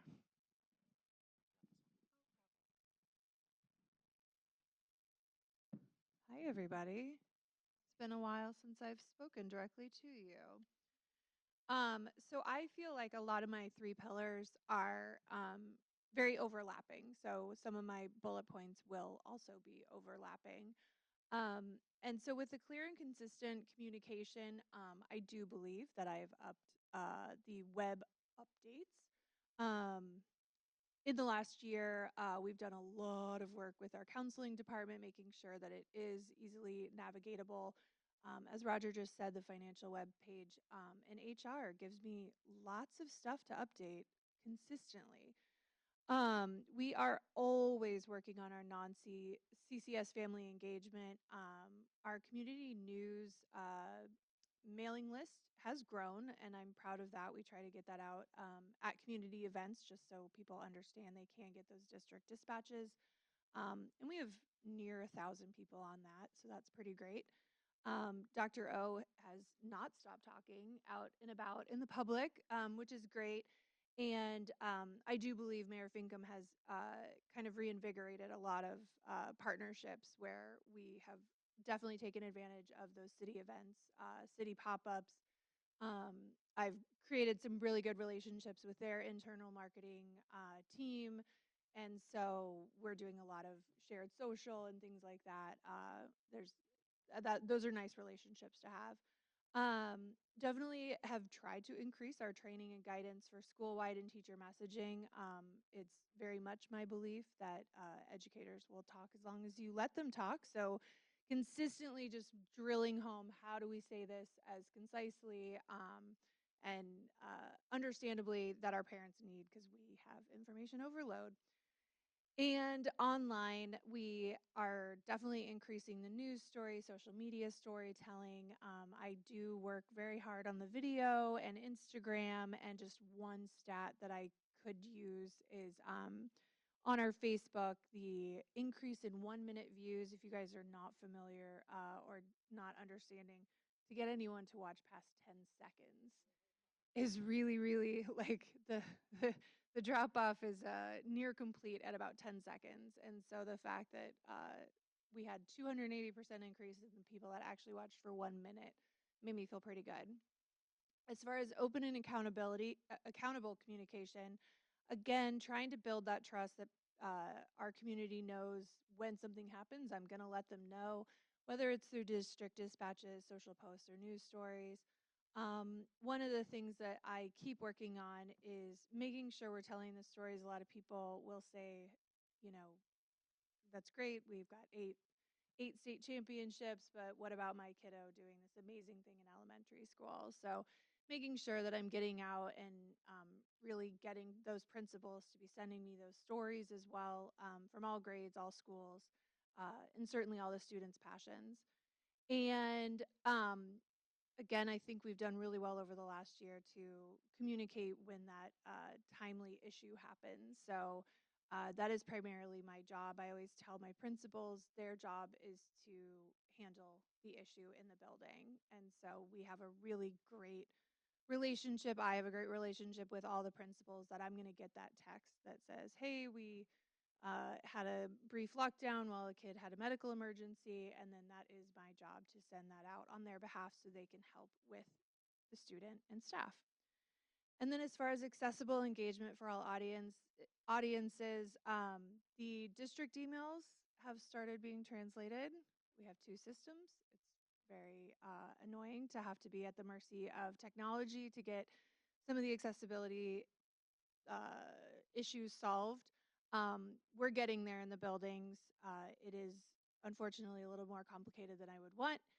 And ongoing compliance and MLL training for all new users. This has really been important in the last year, making sure people know you can't just put an image into those newsletters. We've done a lot of PTO training and how to best communicate and making sure that everyone, one is being lawful, but 2 is making sure we're hitting all of our MLL families, making sure they know what they need to know. And again, that non-CCS family engagement, the community news, city pop-ups, getting out and about. We all know that that's a huge, I don't want to say blind spot because we're fully aware of it, but how do we communicate well with those people that aren't in community or in our schools? And again, last year, 2 years, the open houses. Last year was our first attempt at doing a kindergarten future open house that I hope we can continue again. And the CHS open house proved very successful and is now an annual event where we didn't know if that would be annual. And moving on, next steps.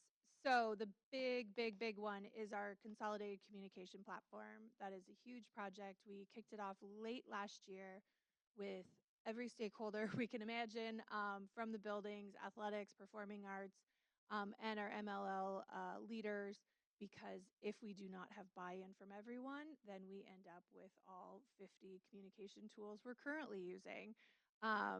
So the effort is to get everyone to understand the importance of getting that under 1 or 2 umbrellas, and moving forward. So that'll continue. Keep analyzing. We had some really good demos from the major players in that technology. So I'm excited to see where that goes. The web search. I hear a lot of times, oh, it'd be great if we had this. Well, we do. It's just buried under 10,000 pages on our website. So actually inspired by some students who are very crafty. And their kind of proposals on how to make it more user friendly for students, it is on my to-do list that I think we can do better. Initially, just looking at those portals. Are you a parent? What are those tools you specifically want? Are you a community member, maybe more interested in financial pages or things like that? And kind of creating more of a landing starting page for that specific person. So I'm really passionate about getting that because we do have analytics on all of our sites and they are disturbingly low. So if you are not interested in that specific topic, that's just another page to stop you from finding your answer. Um, Hopefully our next tool, the whatever communication tool we go with, one of the big things is custom recipient lists. the more narrow we can get that, the better. School Messenger is not great at that.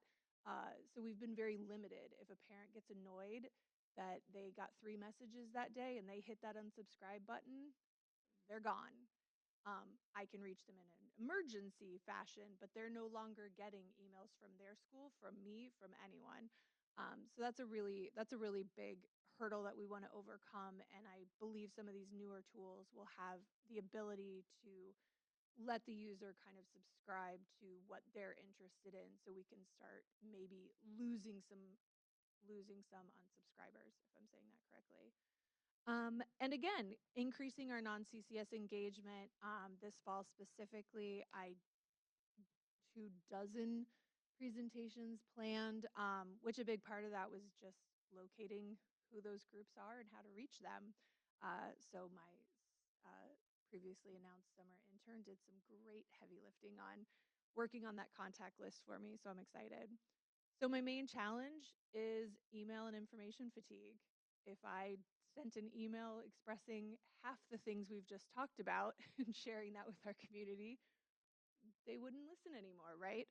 We all know we get too many emails, and like I said, there's a lot of information out there, but how do we get it to the people that they actually want to read it? I always have a lot of competition. Carmel is the best of the best, and every department head is the best of the best and believe their department is the most important. So every day I challenge people to really think, is this the important email that needs to go out today? What can you combine it with? Can we do it monthly? What does that look like? Limited resources. There's only one me. So I try my best. Like I said, I've really built those relationships with the principals to help get some of that content. But I can't be at 15 schools at once. And so I really rely on people to get me those stories and to make sure that they're bragging about what they're doing, because they're very humble educators. And again, just one of the most important things is training all of our users. We've got to make sure we keep things accessible.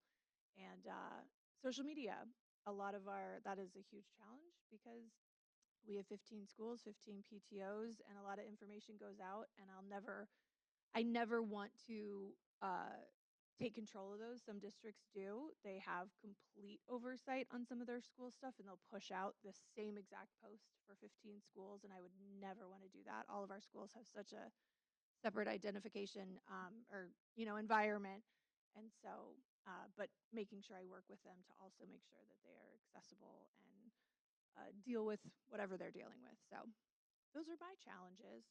So moving on, I think I have a fun question. This isn't a Roger, how do you save public school? This is solvable, guys.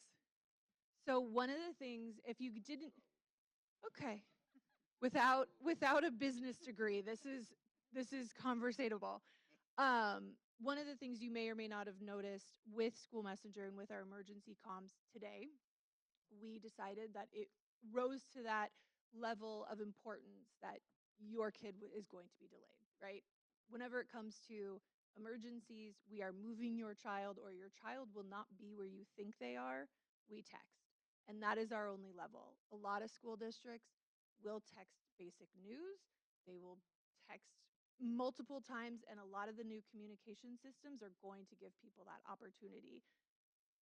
I have a lot of departments and schools that would say, I have to be able to text. It has to be that component. So what I'm asking you is, what what do you all think the policy should be, the expectation for when we send SMS text?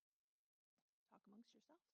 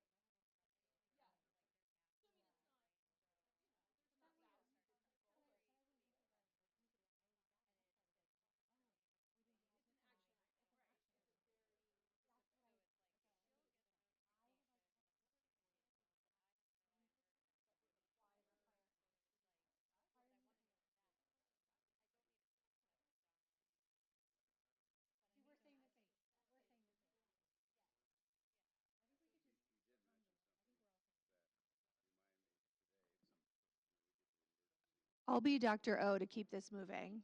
Yeah, that's my objective. So let's start with Jennifer Cashin. I'll say, no, I got you. I got you. You're giving me your answer. My answer was keep our policy as is. And just for me, text messages are for emergencies only.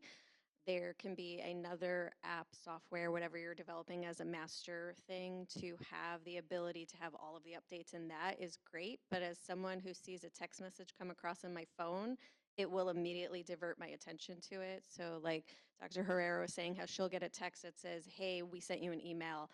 My brain, I would have to immediately stop what I'm doing and then go check my email. So for me, text messages are only for something that you need to know right now.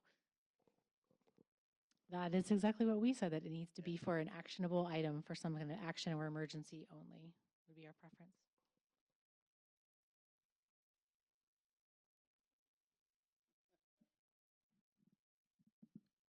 I generally agree. I do know, again, I don't know the specific capabilities, but there are platforms that allow people to opt in for certain things. So I think if we got to a point where we had that capability, that you could say, oh, I want to receive updates via text this way, great. I know, again, may not be a completely relatable example, but I get communications from the place I work, and I could choose to get those by text or by email, and I don't want another text message for general things, so it gets emailed to me, and I get to it when I want to. And so I think if there is an opt-in or a program-specific or school-specific list you could subscribe to, because I do think there's a recognition, there needs to be a recognition that the demographics of parents are not the same.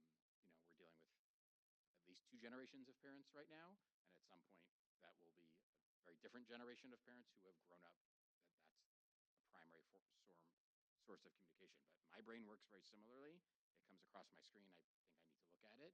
So I'm not going to say anymore because I'm saying the same thing. Yeah, same. I think there's a purpose for phone calls, there's a purpose for text, there's a purpose for emails, and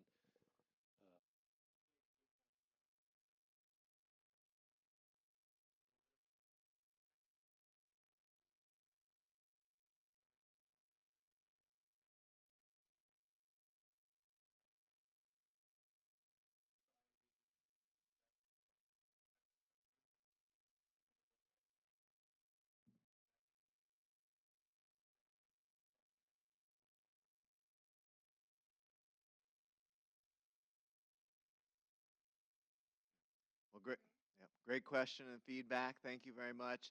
Every one of these key initiatives and that we're working on, I can point to what meeting that was from and which parents that was from, and this came directly from our parents in our community on wanting to streamline those communications, wanting that one or two tools, and so I'm very excited that that work has begun and it will be done within the strategic plan. So thank you very much. And finally, our sixth pillar, we have Mrs. Christy Cloud, our Director of Technology. Go ahead.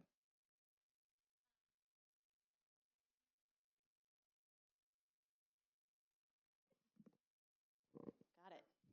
Excited to share with you some updates tonight about technology. So we'll start with the key area of high quality instructional technology.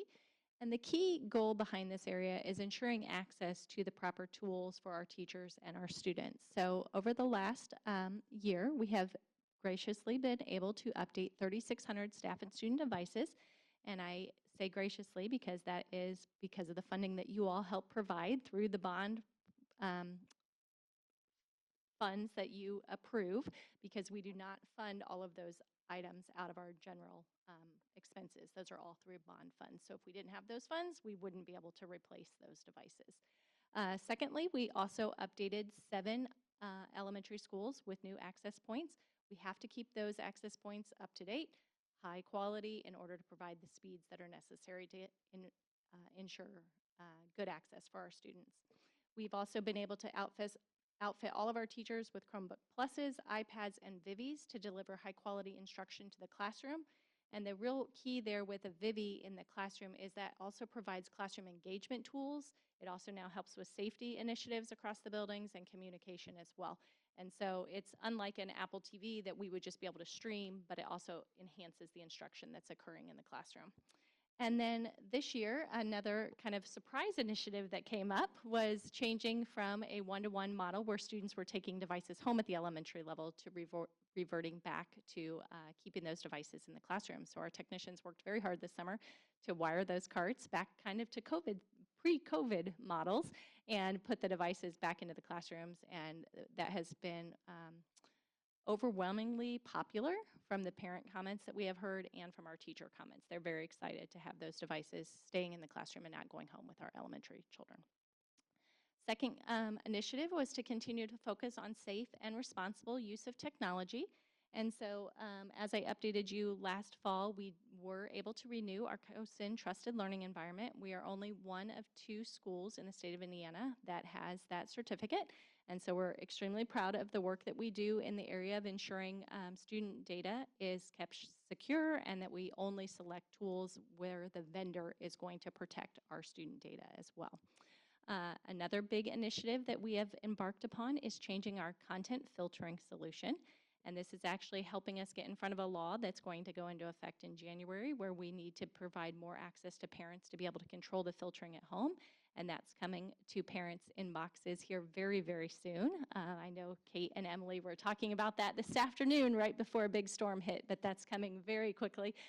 Parents will be receiving information about how they can further control the limits on the devices of the students that are coming home and also be able to see the information about what their child is doing online. And we're going to be well ahead of that state requirement. And then this is a really unique item that we worked on over the last year with the digital safety privacy specialist, Kate Masterson, on our team. She has been able to help generate and create the Indiana Alliance for the Student Data Privacy Network. So she is helping to lead that charge, not just for our district, but for all of the districts across central Indiana. And so we now have an agreement where we can all participate and we can say, okay, we have an agreement with Power School and they agree to do these things with our data. And so then if another school district might not be fortunate enough to have Kate or may have not taken those steps to understand data privacy to that level, they can say, oh, we want to do what Carmel's doing, and they can sign that agreement together. And so we're really proud of the fact that we're able to help our kids, but also help all kids throughout the state of Indiana through this alliance. And then we've continued to work on training for staff and students about the safe use of technology. Part of that is required through the E-rate federal process, but then also the work that we're doing with David's team to increase the opportunity for student training as well. And then the third component was artificial intelligence. And we have so far trained 182 staff members, which is not a huge number. We had kind of hoped that we would be maybe a little bit further along in the number of staff who had taken the course. But as you're going to see in the second bullet point here is that or in the third point, working with the high school, on the teacher workday last Friday, every high school teacher went through a training on artificial intelligence during the teacher workday. So that, although they have not done this one course, now we have really tripled or quadrupled the number of teachers that were trained just after that one day. So we're proud of the work that the high school is doing to kind of lead the charge with artificial intelligence. They have developed an artificial intelligence scale that each teacher can use in their classroom to help identify where is artificial intelligence going to be used in this lesson. Are you as a student going to be allowed to use artificial intelligence in this lesson to create something, or might you be able to use it to help you research? Or can you create a final product with it, or are you not able to use it at all? And so they just started to introduce that tool to teachers last Friday, and then the teachers will be introducing that to students, and then later this year we anticipate releasing an AI tool to students. You will see here that we've also participated in an artificial intelligence playbook study as well. So the next steps are, as I mentioned, the high school is getting ready to onboard a student tool for AI. That tool will be Gemini, and we're going to start with a very small trial of that tool with 2 of our business classes at the high school, 2 of the higher level business classes teachers who are really ready to get going. They're going to jump off and have their students able to access that tool first, so the high school can kind of work through some challenges that might occur. And then by January, we plan to release that student tool across the board. We'll continue teacher training on AI and on safe and responsible use of technology. And then we're going to start working with our middle schools a little bit. Once this tool's now off the ground at the high school, are we ready to roll that down and start to introduce that at the middle school, or is there not a place for that at our middle school level, and begin to talk with our administrators there about what will be the next steps? And then again, introducing those lessons about appropriate use of AI into all levels. So even at the elementary level, while we may not have an artificial intelligent tool that those students are using, it's still important to be talking about them with them about the whys and the hows of artificial intelligence and when you might use it and what pitfalls might exist. So some challenges and next steps. David has already talked about the first one with the Indiana Department of Homeland Security and the additional training that's coming. And then the changes to the elementary one-to-one model that was not foreseen. That wasn't part of the strategic plan as we were going there. So we're going to be working through the challenges of that as we think about e-learning and next steps with those things, and how does this change access for students at home, and what challenges will that bring. One other challenge or next step that is coming that we really hadn't foreseen when we started writing the strategic plan is the new federal law following up on Title II that's going to require a higher level of scrutiny on our websites and our teacher content that they put into their Google Classrooms and into their Canvas, and how to ensure that those documents are accessible. And we have been working on accessibility in this district for a long time because we know it's the right thing to do. We want to make our resources accessible for students and staff and parents. But now there's also a higher level of scrutiny going to be coming in from the federal government. So we have some extra work that we're going to begin doing, which might make AI take a little bit of the back seat as we focus on making sure that we're really doing the right thing with our materials. And then Google Classroom is obviously another next step for this year. All of the classrooms are loaded and ready to go for teachers. We doubt very many of them use that today on the first day as they were getting to know their students, but we know at the elementary level that will be a very big topic this year as we continue to train teachers on what all will they be able to do with that new tool.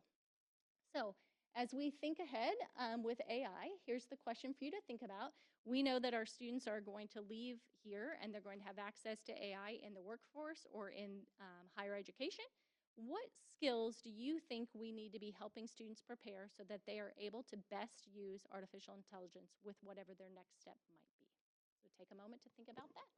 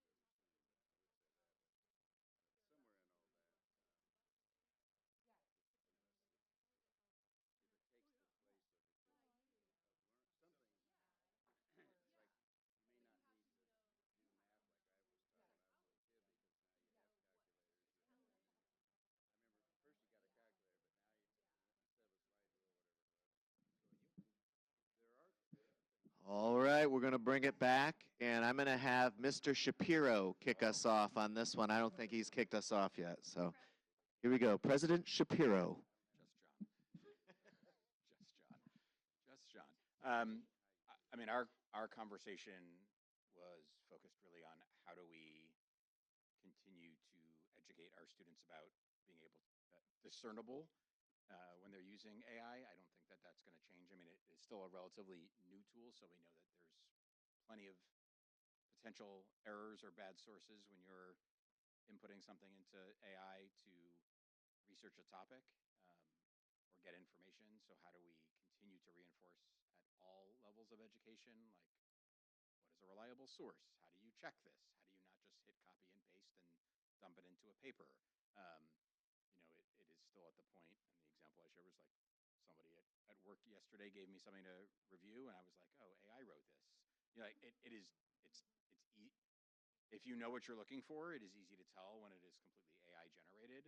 And I think a lot of our students have that critical thinking, but as the tool becomes more and more popular, and a lot of us use it at work. I mean, I use it to enhance some of the things I do, but I also know that it is not completely reliable. So I think it's really the critical thinking skills around it, that it's not a replacement for you thinking about whatever the challenges that you're working on. And even if it is a reliable source, like we're not copying and pasting somebody else's work and then having it be something representative of something you've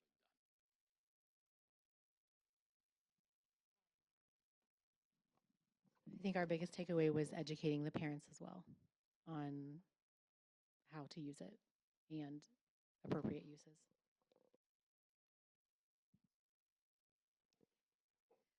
In order to even get anything out of it that is usable and reliable, is you have to be really critically thinking as to what inputs need to go in, and that is something to also teach your students, that it's not just writing a one-sentence prompt. It could be, here's what I'm looking for, here's what I'm understanding, here's the connections I want to make. I'll often use it and I'll write everything I want and just say, please correct the flow, or something of that nature, where I'm using it to simplify an editing process, and teaching our children to then reassess what came out of it to say, is this meeting the objective? Is it correct? It's essentially right now the Wikipedia of our age, right, where everyone could edit it and it has bad data. So just looking at what you're putting in to make sure that's quality, and then assessing that on the way out too. Yeah, this is a really good question and a tough one to answer. And we had a workshop some time ago about that, not that long ago. But in a way, it's not necessarily a new problem. We've had plagiarism. That's a problem for a long, since I was, well, way before I was a kid. But just taking someone else's work and sticking your name on it, it's really not a new concept.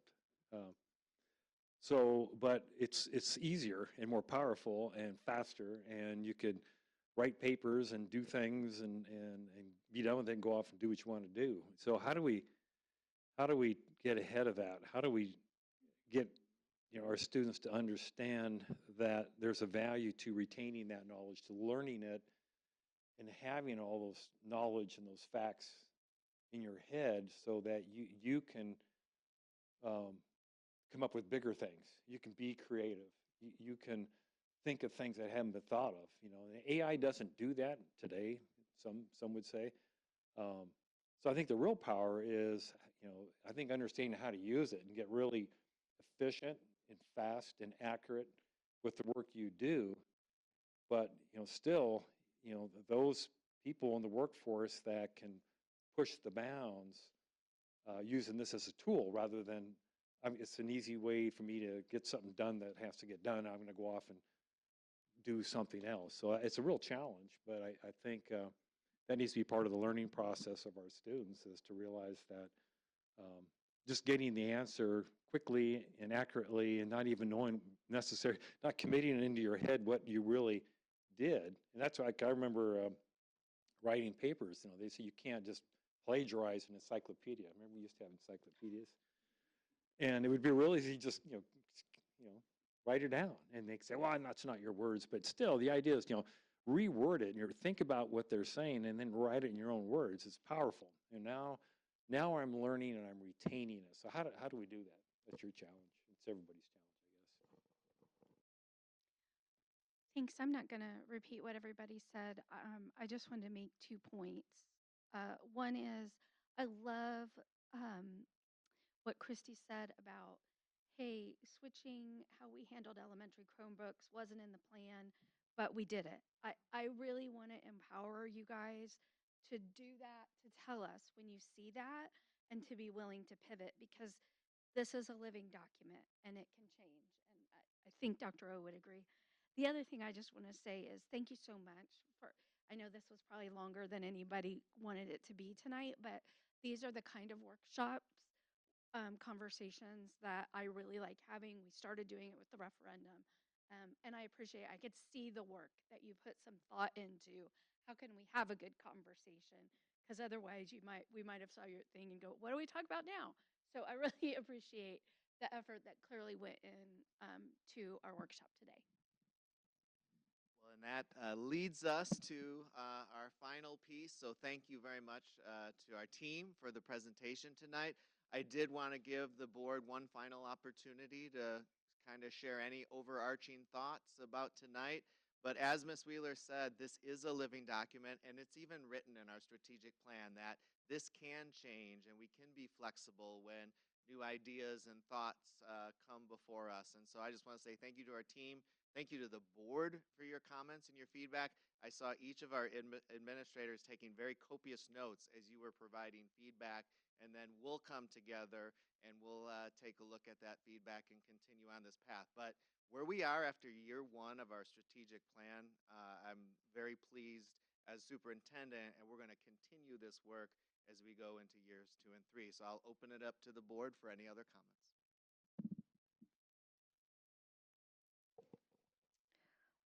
I want to thank you as well, because this has been a tremendous workshop just in terms